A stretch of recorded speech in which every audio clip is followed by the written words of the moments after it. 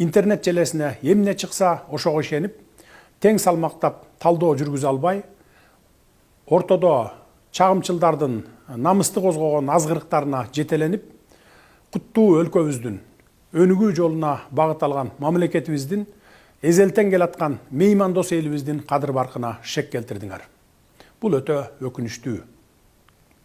Биз бир карын майды бир кумалак чиритет болуп, оңой олжого туйтунуп, карактоо аракетин кылган бирин-экин ээн баштардын, алардын мындай аракетин көбүртүп жабыртып, чоң чууга айлантууну көксөгөн чагымчылдардын арам ойлорун ишке ашырууга жол бербейбиз.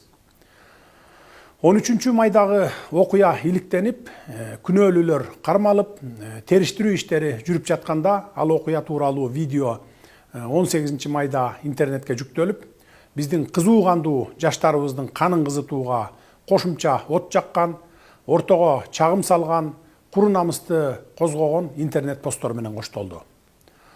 Буга бийликке жетпей калгандар, коррупцияга каршы күрөштү жактырбагандар, түрмөдө жаткан саясатчылар атайын WhatsApp группаларды, фейк аккаунттарды түзүп алышып, чагым салган маалыматтарды таратышканын ачык айтып коеюн.